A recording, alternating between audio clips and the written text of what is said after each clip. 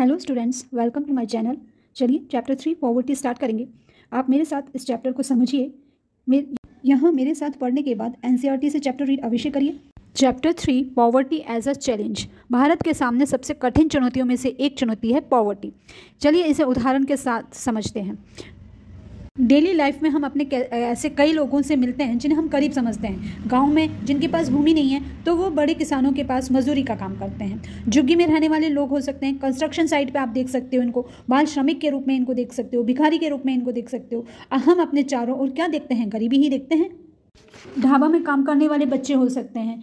आप हर जगह गरीबी देखते हैं। इससे यह स्पष्ट हो जाता है कि भारत में लगभग 270 मिलियन या 27 करोड़ लोग गरीबी में जी रहे हैं। इससे स्पष्ट है कि भारत में सबसे ज़्यादा गरीबों की संख्या है। पॉवर्टी को और अच्छे से समझने के लिए हम इसके दो केस पर डिस्कस करेंगे, अर्बन केस और रूरल केस। अर्बन केस शहरी मामला। रामचरण जो कि डेली वेज वर्कर है, लेबर है, लेकिन उसके पास जब काम होता है तभी वो काम करता है, अदरवाइज वो बेरोजगार होता है और उससे वो 1500 रुपये कमा लेता है महीने के। 6 लोग इसकी फैमिली में हैं और ये इसके वाइफ मेड का काम करती है और 800 रुपीज़ कमा लेती है। बड़ा लड़का टी शॉप पे काम करता है और 300 रुपीज़ कमा लेता है। लेकिन ये सब मैनेज कर लेते हैं 2 वक्त का खाना, लेकिन ये इनकी फैमिली के लिए इनफ नहीं होता है। बच्चा कोई स्कूल गया नहीं है और नए कपड़े तो ये तभी खरीद पाते हैं जब इनके पहने हुए कपड़े फटे हाल में हो जाएं, पहनने लायक ना रहना, तब जाके ये नया कपड़ा लेते हैं। लखन सिंह जो कि गांव में रहता है और इसके पास अपनी कोई भूमि नहीं है, इसीलिए बड़े फार्मर के पास ये काम करता है। पूरे दिन काम करके 50 रुपये कमा लेता है, लेकिन कभी कभी इसके बदले में इसे अनाज, सब्जियां जैसी चीज़ें मिल जाती हैं। 8 लोग इसकी फैमिली में हैं और ये एफर्ट नहीं कर पाते हैं। ये 2 वक्त का भोजन भी नहीं मैनेज कर पाते हैं। फादर 2 साल पहले गुजर गए क्योंकि उनको टीबी था और इसी डिजीज से इनकी माँ भी सफरिंग है। लखन सिंह कभी स्कूल नहीं गया और 10 साल की उम्र में इसने कमाना शुरू कर दिया था। इन दोनों ही केस में आपको कुछ सिमिलरिटीज़ दिखाई देंगी जिसके बेस पे रिलेटेड इशू सामने आते हैं, जैसे कि लैंडलेसनेस, भूमिहीनता, बेरोजगारी, परिवार का आकार, निरक्षरता, खराब स्वास्थ्य, कुपोषण, बाल श्रम, लाचारी। इस तरह हमारे सामने मैनी डायमेंशंस ऑफ पॉवर्टी नजर आते हैं। अब देखिए पॉवर्टी का मतलब क्या है।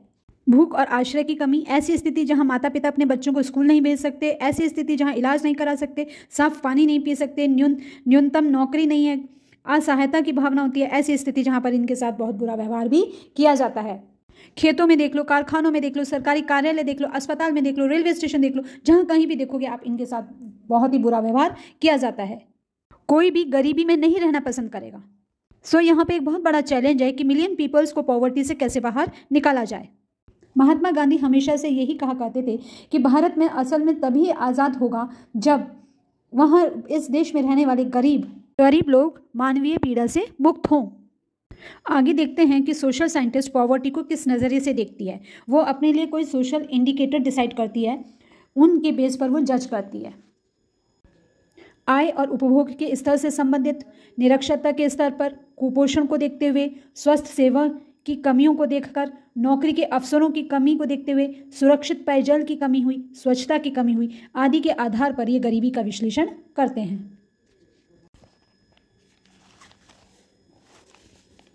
आगे पॉवर्टी को एनालाइज करने के लिए 2 पॉइंट इंडिकेटर और हैं, सोशल एक्सक्लूजन और वल्नरेबिलिटी।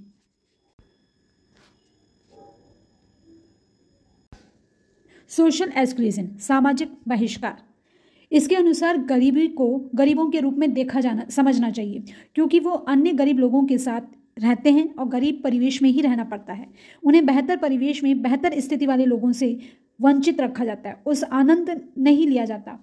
यह एक ऐसी प्रक्रिया है जिसके माध्यम से कुछ व्यक्तियों का समूह ले लो, समूहों को उन सुविधाओं, लाभों, अवसरों से वंचित रखा जाता है, जिसमें सबसे बड़ा उदाहरण है जाति व्यवस्था का काम करना। कुछ जातियों के लोगों को समान अवसरों से बाहर रखा जाता है।